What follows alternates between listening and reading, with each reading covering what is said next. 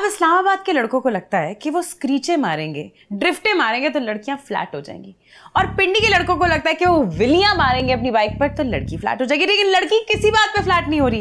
ये उन लोग को लड़कों को लगता है कि लड़की फ्लैट हो रही है, और उनको ये भी लगता है कि लड़की कह रही होगी कि उफ शुक्र है इसने विल्ली मारी, इसने ड्रिफ्ट मारी, अब तो मेरी जिंदगी का सुकून आ गया, अब तो मेरी जिंदगी में कोई दुख ही नहीं है, अब तो बस यही लड़के हैं मेरी जिंदगी में।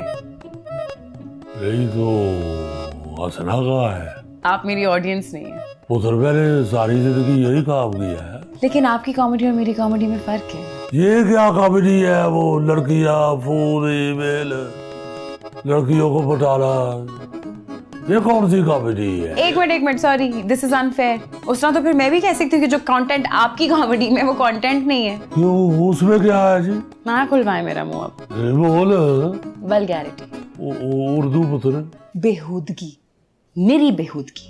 मैं तुमसे बहुत प्यार करता हूँ, मगर तुमसे ज्यादा मैं अपने काम से प्यार करता हूँ। ये तुम्हें पता ही नहीं है तू क्या कह रही है। मुझे बिल्कुल समझ है, और मैं गलत नहीं कह रही हूँ। कख नहीं पता तुम्हें। 50 साल से ज्यादा कॉमेडी की है मैंने, कभी अल्लाह के फजल से एक भी गंदी बात नहीं की। नाना मियाँ, आपकी और मेरी वल्गैरिटी की जो डेफिनेशन है ना, वो बहुत अलग है। जो बात आपकी जनरेशन को लगता था कि फनी है, वो बात मेरी नस्ल को बुरी लगती है। एंड इट्स ओके, क्योंकि आप लोग का कोई कसूर नहीं है। आपको खुद नहीं पता था कब कहाँ क्या बोलना है, आप लोग बस कह देते थे कंटेंट के चक्कर में। बट फॉरगेट दैट, वो डिबेट नहीं है। बात ये कि आप मुझे बताएं कि आपको क्या लगता है कि वल्गैरिटी क्या है। तू दस, फिर किसी कॉमेडी करके तू मास्टरी लग गई है मुझ में। अच्छा करती हूँ फिक्की कॉमेडी, लेकिन वल्गैरिटी क्या है आपकी नजर में, बताएं मुझे।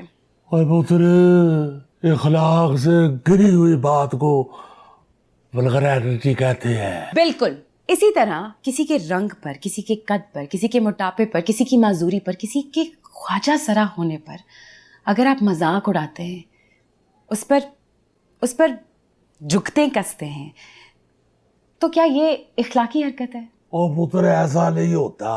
इस पे एक आध जुगत हो जाती है, शो नहीं चलता।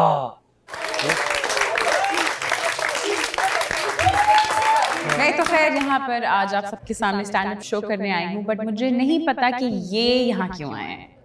अजी मैं यहाँ पे जनरेटर ठीक करने आया हूँ।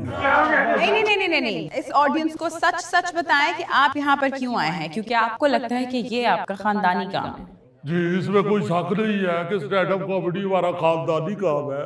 नहीं नहना मियाँ, स्टैंड अप कॉमेडी बहुत अलग चीज है, इसमें बहुत क्लास है। हम लोग तो लोगों को इतना इनोवेट करके हंसाते हैं, आप लोग तो जुगतबाजी करते हैं।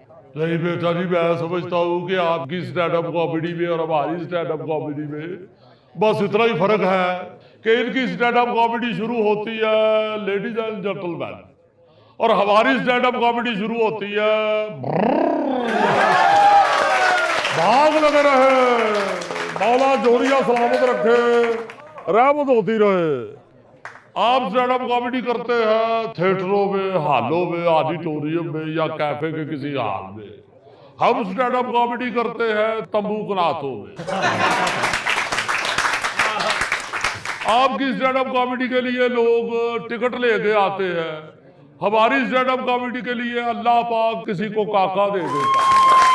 अच्छा ठीक है, मान लेते हैं आपका ये पॉइंट, लेकिन आप हमारा कोई पॉइंट क्यों नहीं मानते? अभी मैंने रास्ते में इनको बोला कि गूगल ने बता दिया कि आज बारिश होगी, तो प्लीज नाना मियाँ छतरी ले लें, तो इन्होंने कहा पुत्र ठहर, मैं लिफाफा फाड़ दूं। पहली बात तो ये है कि मैं इस गूगल चाचे की बात पे यकीन ही नहीं करता।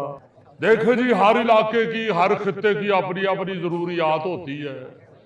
ये जो छतरी है ये गोरे को ठीक काम देती है, क्योंकि वहां पे लोग भी सीधे हैं और बारिश भी सीधी होती है। हमारे इलाके में लोग भी टेढ़े हैं और बारिश भी टेढ़ी होती है। अगर छतरी ले तो वो सर को तो बचा लेती है, मगर टेढ़ी बारिश सारी पतलून गिल्ली कर देती है। अच्छा ठीक है, इनका ये पॉइंट भी वैलिडेट हो गया। लेकिन अभी जब गाड़ी में मैं ऑनलाइन म्यूजिक सुन रही थी नाना मियाँ, तो आपने मुझे कहा आपने अपने फेवरेट सिंगर का गाना सुनना है। 15 मिनट इन्होंने मुझे सिंगर पे लेक्चर दिया। मैंने भी कहा ठीक है लगा देते। सिंगर की इतनी लंबी थी कि कैफे आ गया, लेकिन उसका खत्म नहीं हुआ। भाई इसका तो मतलब है कि हमारे दौर के जो सिंगर है वो साथ अल्लाह के फजल से मंजिल पे भी पहुंचाते थे। आहा, मैं तो कहता हूं कि हमारा सिंगर अगर आ ना करे तो मंजिल आती नहीं है। तो मैं समझता हूं कि आला गुलूकार हमारे जमाने के ही होते थे। ओ यार, एक तो मैं इनके जमाने से बड़ी तंग हूं। इतनी तंग के हमारे जमाने में पैदा ही नहीं हुई। मतलब कुछ भी कर लो, ये लोग बार बार कहते हैं हमारे जमाने में तो ये होता था, तुम लोगों ने अपने जमाने में तो कुछ देखा ही नहीं।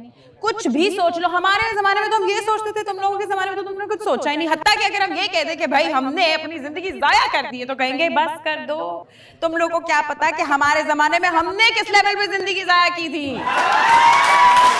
भाई मैं साबित कर सकता हूं, जैसा हमारे जमाने में वक्त जाया करते थे वो आपके जमाने में नहीं होता। मेरा फर्स्ट कजन भाल है तो 80 साल का हो गए फौत हुआ है।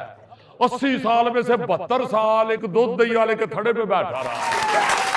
आपने क्या बेली हो गया, आपके दौर में तो अब मोबाइल आ गया। ओ भाई, खाना इंटरनेट पे, फैशन इंटरनेट पे, हत्ता के मोहब्बत और इश्क भी इंटरनेट पे। और ऐसा जाली इश्क कई महीने लगा देते हैं बुशरा की फेसबुक खोल खोल के, बाद में पता चलता है बुशरा नहीं पाबशीर है। ठीक है नाना मियाँ, आपके जमाने में भी बहुत अक्लमंद लोग थे, लेकिन नाना मियाँ हमने भी तो एक्सेप्ट कर रहे हैं। बजाय के पोते की बाइक के पीछे बैठ के बस यही कहते रहे कि ये सारा खाली था, यहाँ सब मैदान होते थे, यहाँ बस घास होती थी। भाई वहां पर चीजें बन चुकी हैं और जो बन गया है उसको मान लें। जैसे हम भी मान लेते हैं, मगर खुदा के वास्ते इस तबीरो तरक्की में हमें इतना ना दबा दो कि हमारा साह ही कुटे आ जाए।